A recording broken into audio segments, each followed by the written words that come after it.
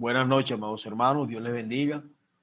Bueno, un tiempo especial. Siempre que se interactúa con Dios a través de su palabra y a través de los acontecimientos, siempre va a ser un tiempo especial. Hoy probablemente culminamos con este panorama del Antiguo Testamento. Como decía el hermano J, reitero las felicitaciones a aquellos que desde el principio han estado con nosotros, los que se han agregado, y creo que todos aquí hemos aprendido de parte de Dios, todos, absolutamente todos, comenzando por quien les habla. He aprendido bastante, estoy muy agradecido con Dios por la iglesia Camino de Gloria, sus pastores José, la hermana Rocío, y por la oportunidad que me brindan de desarrollar el ministerio y de aprender cada día más. De verdad que esto es algo que produce gozo en mi corazón. Vamos a ver hoy algo que es denominado por algunos como los 400 años de silencio, otros le llaman el periodo intertestamentario. Lo cierto es que quiero dejar preparada la mesa, quiero dejar preparado el ambiente, y más que yo el Señor, para que usted y yo podamos entender mucho mejor las Sagradas Escrituras, sobre todo lo que es el Nuevo Testamento, ya que hemos estudiado el Antiguo Testamento de una manera panorámica, por decirlo así.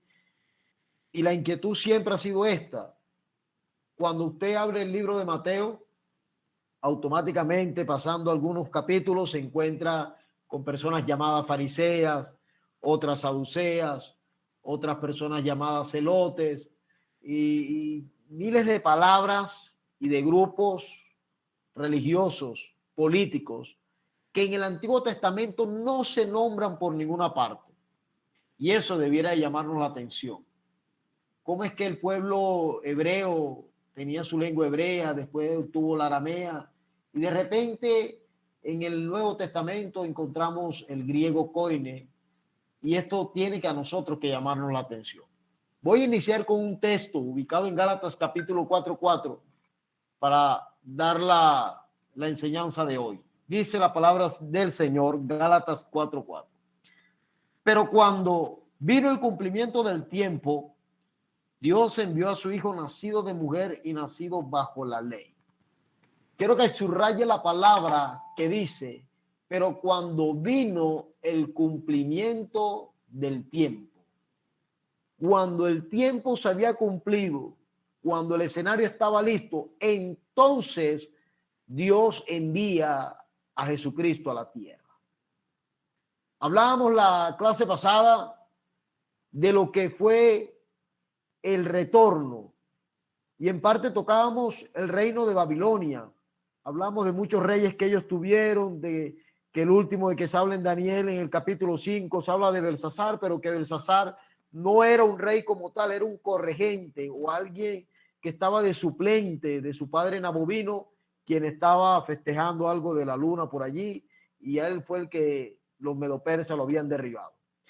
Vamos a centrarnos hoy en lo que soñó Nabucodonosor referente a la estatua y la visión de Daniel, que en gran parte o en pequeñas proporciones vimos la clase pasada. Es por eso que usted ve ahí en la primera diapositiva cabeza de oro y león alado. Cuando usted se remite al capítulo 2 y al capítulo 7 de Daniel, en el capítulo 2, Nabucodonosor tiene un sueño con una estatua con diferentes componentes. Dice que la cabeza era de oro. Y cuando Daniel le da la interpretación al sueño, le dice, esa cabeza de oro eres tú.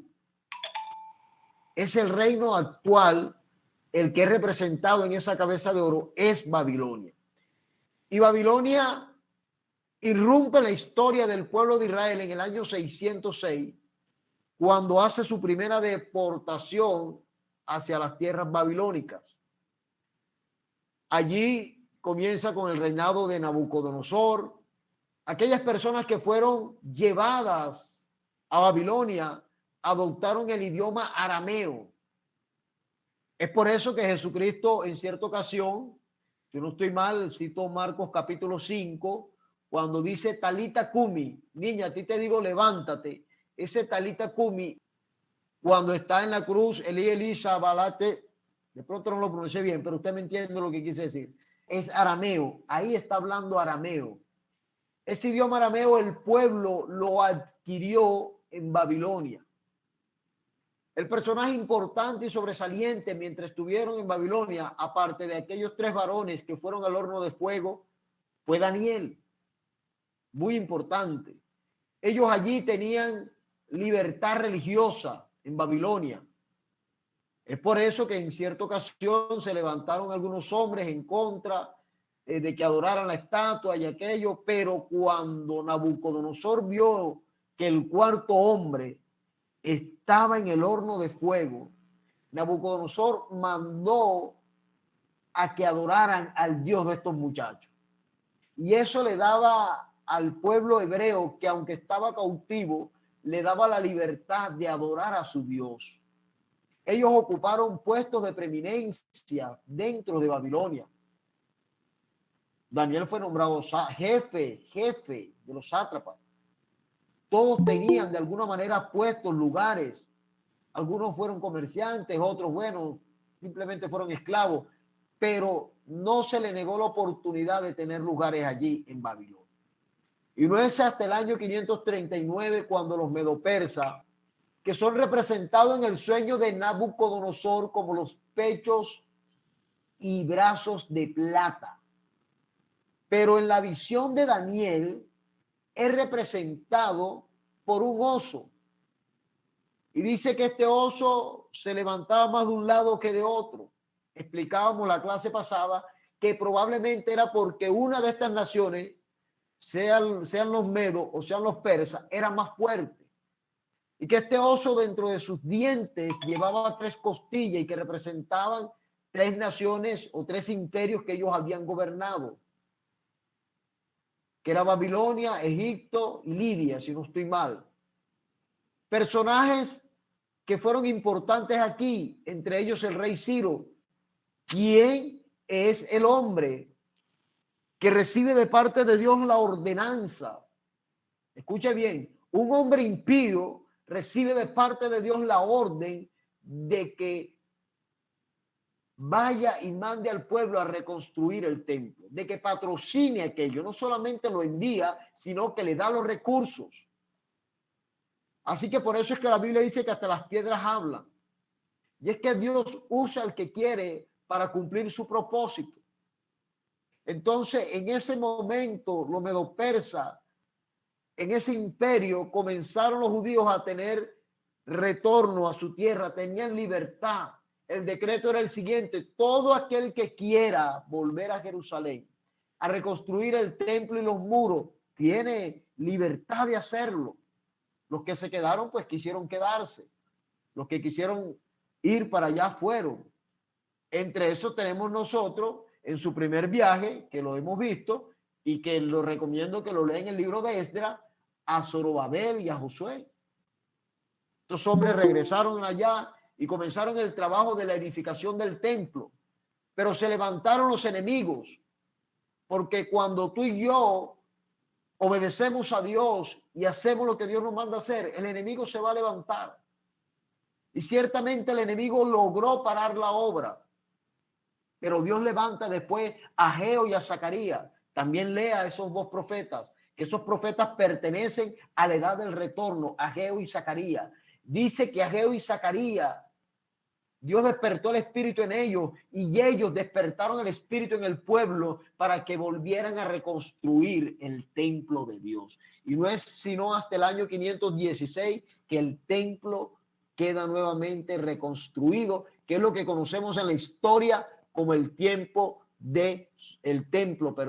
de Zorobabel. Esto también comprende la historia de Esther. Eso fue en el tiempo del retorno, en ese tiempo. Nehemías también es partícipe de los retornos, recordando que un retorno fue en el año 539, que el otro retorno fue en el año 455, algunos dicen que 457.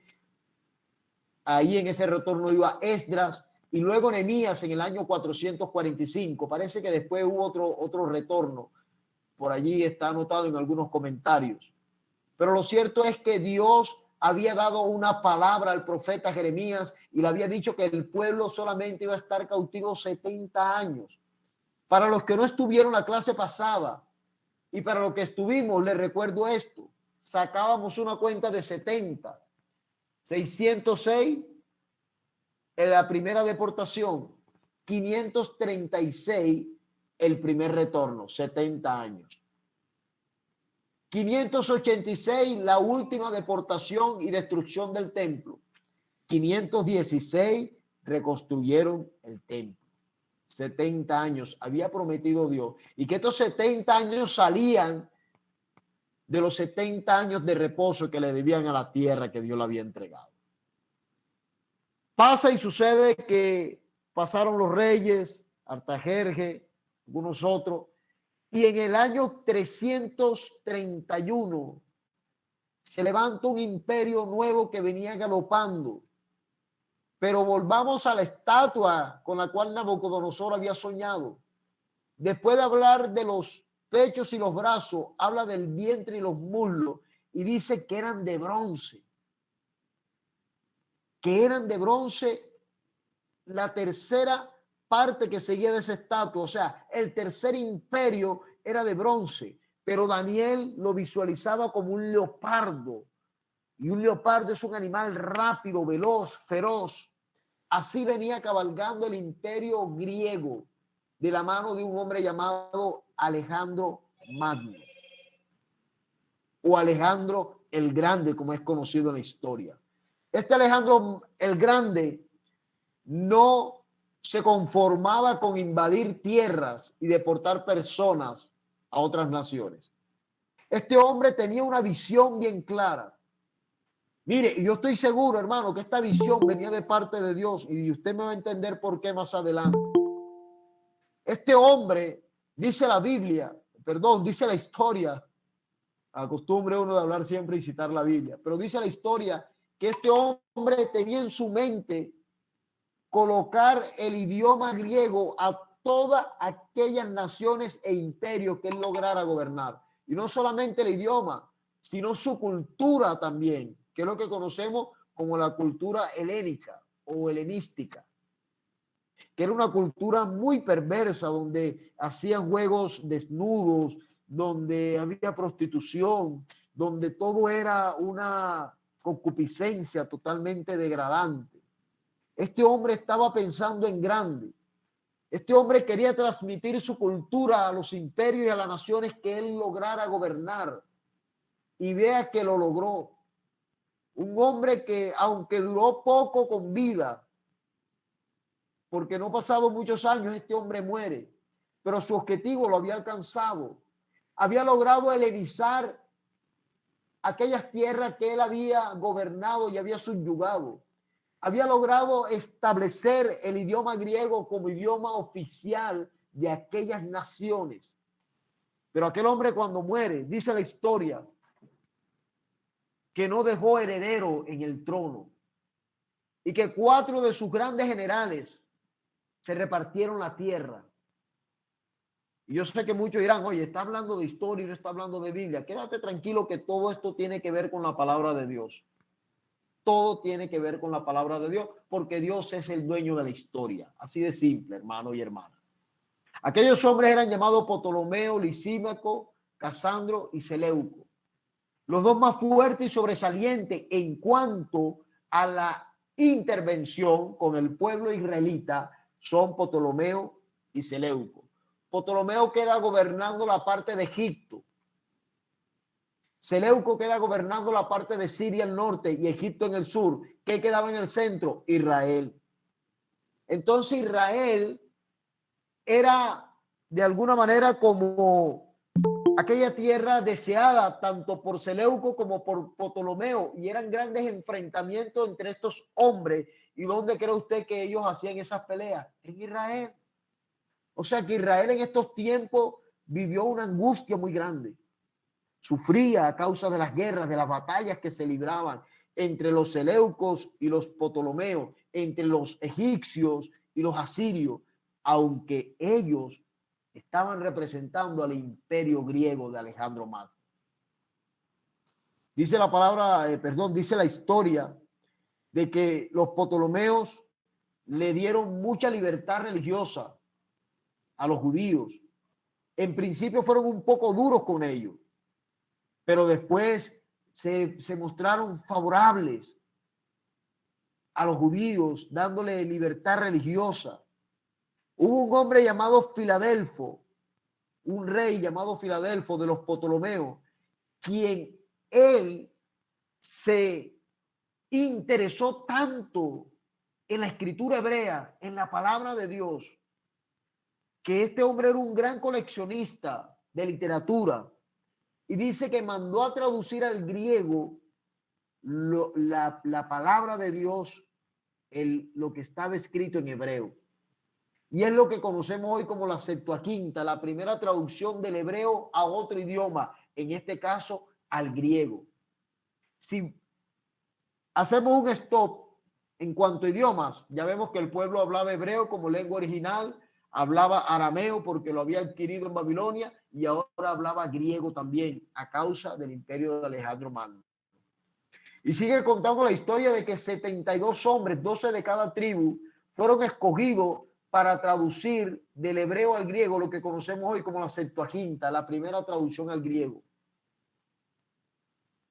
Y es allí donde comienzan de alguna manera a formarse en una ciudad de Egipto llamada Alejandría, fundada por Alejandro Magno, las sinagogas, donde como requisito tenían que haber en una comunidad 10 judíos para que se pudiesen reunir y leer y hacer su devocional, tener sus ceremonias, sus cultos, etcétera, etcétera, etcétera.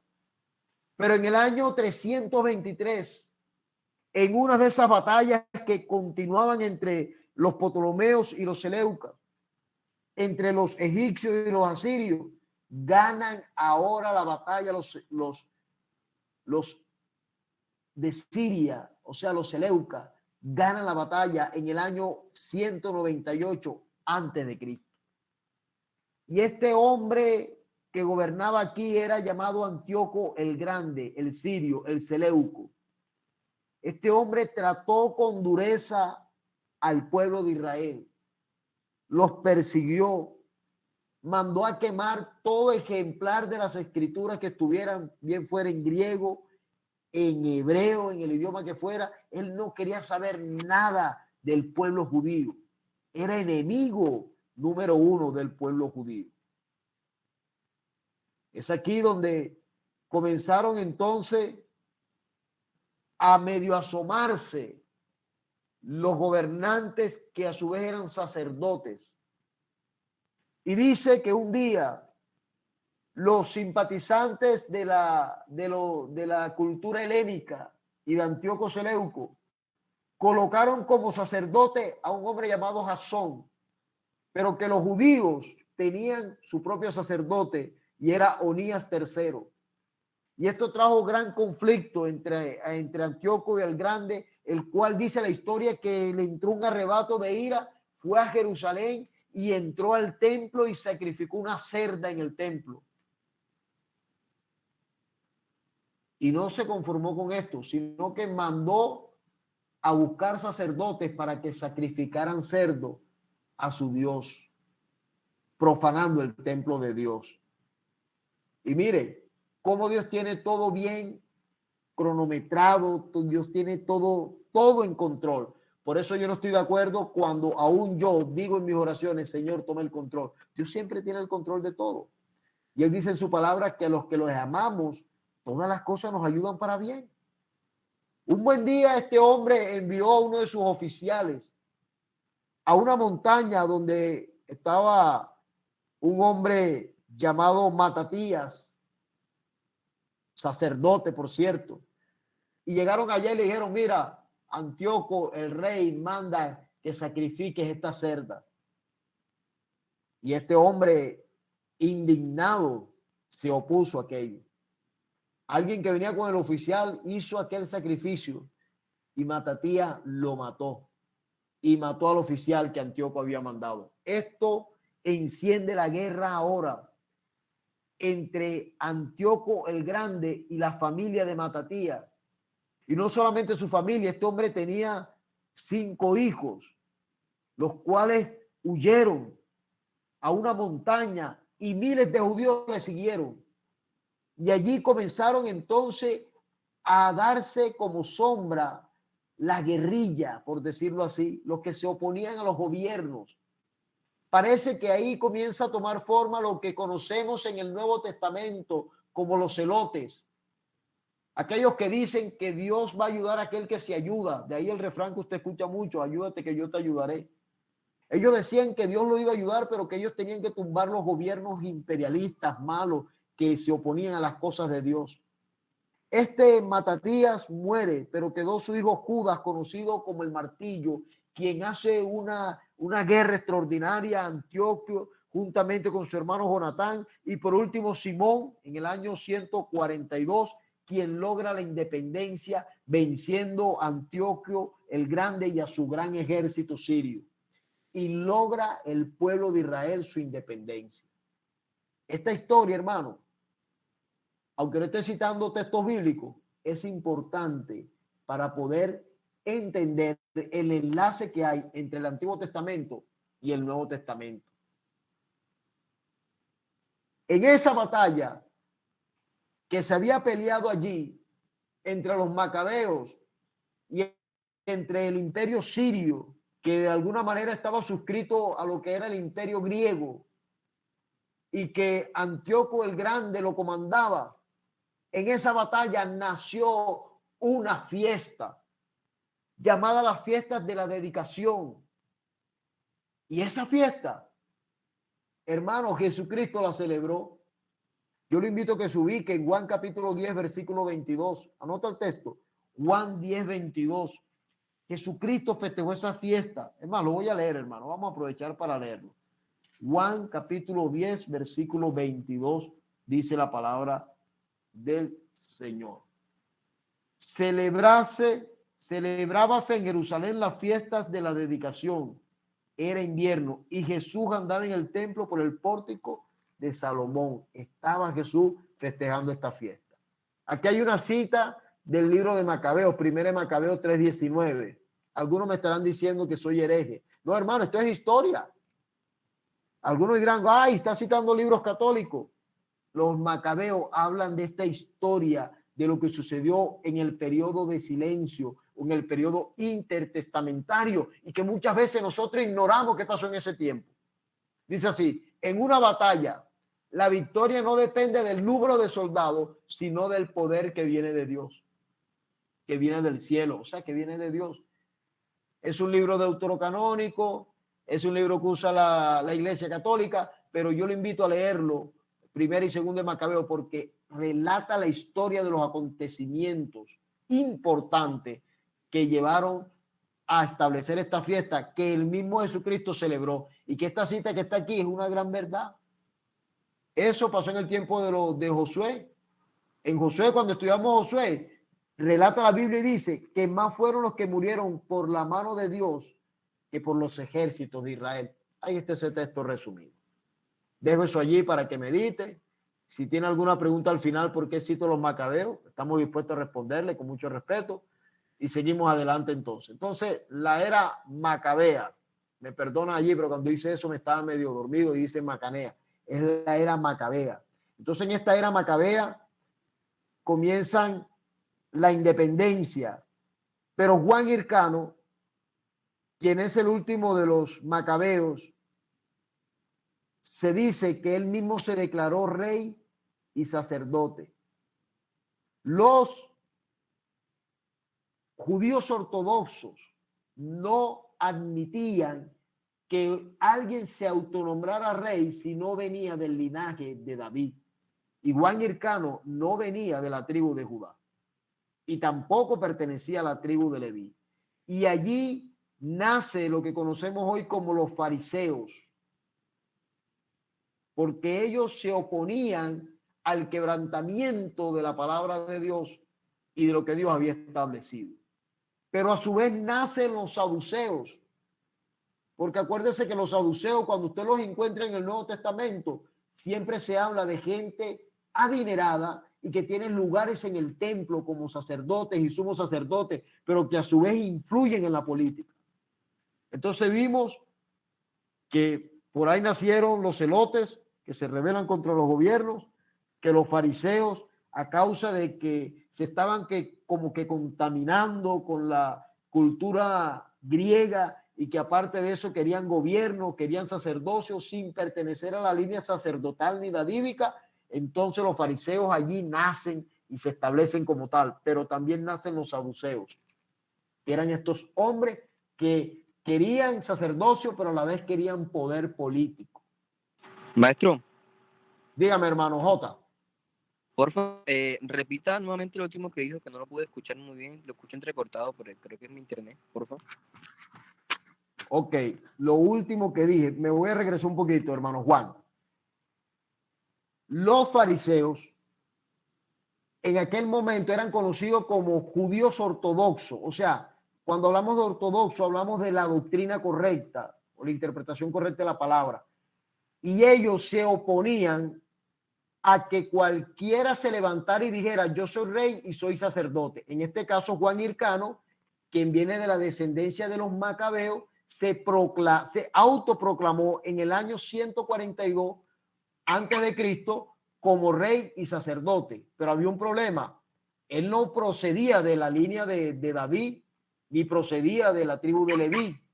Entonces, allí los fariseos se organizan, por decirlo así, y se crea un grupo independiente.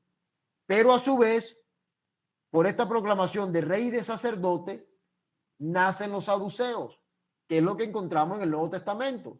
Los fariseos muy apegados a la ley y los saduceos muy apegados al poder político y al poder del dinero y al sacerdocio, que es lo que vemos nosotros cuando los juicios que le hacen a nuestro Señor Jesucristo. Por eso es importante conocer estas cosas para poder entender el Nuevo Testamento y saber de dónde salen los fariseos, de dónde salen los saduceos, de dónde salen los celotes y todo esto que estamos aprendiendo hoy. Ok, en el año 63 venía cabalgando algunos años atrás ya el Imperio Romano y se levanta un general o un militar muy poderoso llamado Pompeyo, y es este hombre Pompeyo que derrota a Israel, derrota a Siria, Siria, acuérdense que Israel estaba bajo el yugo sirio de alguna manera, aunque ya era independiente a causa de lo que los macabeos habían hecho, pero ellos vienen derrotando todo Siria por allá y después toman a Israel también. Pero en Israel ya no estaba Juan Hircano, sino que estaba un hombre llamado Aristóbulo II. Y este Aristóbulo II se opone a entregar el reinado y Pompeyo va contra todo, contra aquella ciudad. Y dice la historia que en el año 47 antes de Cristo, Julio César, quien era procurador de Judea, nombró a Antípater el Idumeo, o sea, a Herodes, hijo de Antípater, lo nombró como rey de los judíos, que ese Herodes es el que conocemos nosotros y quien fue instalado en el año 40, conocemos como Herodes el Grande. ¿Qué hizo Herodes el Grande en el periodo intertestamentario? Mandó a embellecer el templo de Zorobabel. ¿Se acuerda? Aquel que fue terminado en el 516, lo mandó a embellecer. Es por eso que los discípulos en Mateo 24 le dicen al Señor, Señor, mira este templo tan hermoso, qué templo bello. Y Jesús le dice, ya va, muchachos, por favor, no quedará piedra sobre piedra. Por eso acusaron a Jesús cuando dijo, ese templo yo lo puedo derribar en 3 días y en 3 días lo puedo reconstruir, pero él estaba hablando de él y ellos creyeron, ¿cómo es posible que el templo que Herodes nos reconstruyó, este hombre lo va a destruir y lo va a levantar en 3 días? Eso lo hizo Herodes el Grande, pero Herodes el Grande era un hombre enfermo mentalmente, era un hombre ambicioso del poder, al punto que asesinó a sus propios hijos y esposa por temor de que le quitaran el reino. Es por eso que no hay nada raro cuando conocemos esto que estamos hablando último, de que era un asesino que asesinó a su familia para que no heredaran el trono de él. No es raro cuando leemos en Mateo que mandó a asesinar a los niños buscando a Jesús, porque era un hombre, perdóneme la palabra, pero era como un hombre sádico en ese sentido, un hombre asesino, un hombre sin escrúpulos, un hombre enfermo mentalmente. Y es allí que nos encontramos entonces con un imperio romano que aportó la paz romana, que es lo que conocemos como el milenio y que muchos hoy malinterpretan como 1000 años literales. La palabra milenio significa la paz romana. Los romanos se apoderaron de los puertos y eso daba seguridad a los viajeros. Los romanos comenzaron a construir carreteras, pero carreteras bien acondicionadas para el transporte, para el comercio. Es por eso el dicho que dice que todos los caminos conducen a Roma. Y era precisamente porque ellos construían donde eran provincias de ellos. Por lo menos Atenas era una provincia romana. Eso pertenece. Usted estaba ahí, estaba en Roma. Saulo de Tarso. Tarso era una provincia romana. Usted estaba en Tarso y estaba en Roma. Es por eso el dicho que todos los caminos conducen a Roma. Habiendo dicho esto, analicemos ahora en qué benefició el periodo intertestamentario el ministerio del Señor Jesucristo. Número 1, había un solo idioma, el griego. Era más fácil entonces extender el mensaje del evangelio. Número 2, habían buenas carreteras. Era fácil transportarse para llevar el santo evangelio de Dios. Número 3, había paz. No había problema de que te fueran a robar, de que fueran a levantar una guerra, de que no te dejaran pasar. Es por eso que Saulo de Tarso, siendo ciudadano romano y a la vez teniendo la nacionalidad judía, se podía mover con libertad por todo el mundo conocido, que estaba apoderado del imperio romano, porque Saulo de Tarso, por nacimiento, era romano. Entonces, por eso es que tenemos que decir que Dios siempre va a tener el control de las cosas. El Antiguo Testamento, que finiquitamos hoy, este panorama, antes de irnos a esto, quiero volverme a la estatua con la que Nabucodonosor había soñado. Regréseme ahí a la diapositiva número 2, hermana Cindy. Vamos a volver ahí está. Cabeza de oro, pechos y brazos de plata y el oso. Habla del imperio medo-persa, ¿sí? Vientre y muslo de bronce, y comparado con leopardo, el imperio de Grecia.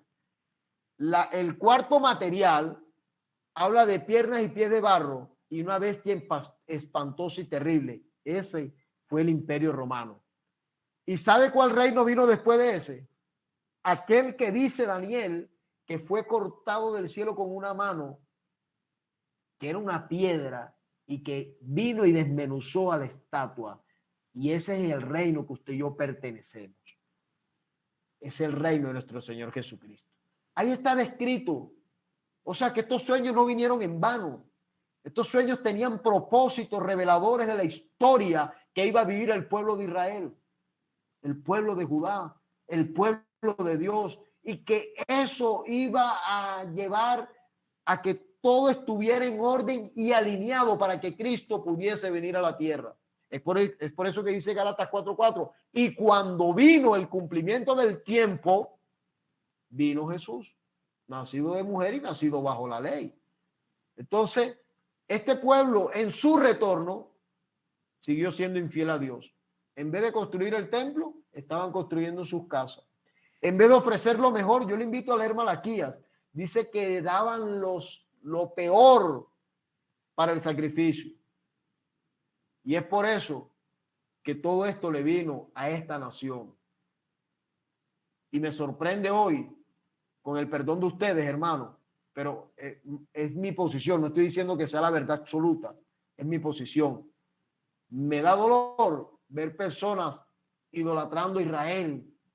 Israel, no, aquí hay que orar por Israel, hay que orar por Irán, hay que orar por Afganistán, hay que orar por China, hay que orar por Colombia, por Perú, por Ecuador, por Venezuela, hay que orar por todos los países, hay que pedir que Dios guarde a todos los países, pero hoy se ha enfrascado una teología en Israel porque el Antiguo Testamento habla de Israel. hemos demostrado en este panorama bíblico que en el Antiguo Testamento siempre habló de Jesucristo. Cristo dijo, Lucas 24:44, porque era necesario que se cumpliese de mí todo lo que está escrito en la ley de Moisés, en los profetas y en los salmos. Entonces, terminamos esta clase de hoy con este panorama, con este cierre de lo que fue el periodo intertestamentario, muy breve, porque esto es muy profundo. Había que estudiar muchas fechas, muchos acontecimientos, pero el tiempo no nos da. Y como es un panorama, entonces le queda a usted allí como un abreboca para que usted investigue, se sume a buenos libros, buenos comentarios, buenos videos y pueda nutrir lo que hemos aprendido hoy de parte de Dios. Con esto quiere enseñarnos el Señor que todo tiempo el Señor tendrá el control. Aunque este periodo fue llamado el tiempo del silencio, porque no hubo profecía, no quiere decir que Dios no estaba actuando. Por eso me encanta esa alabanza que dice, aunque no lo veas, Él está obrando.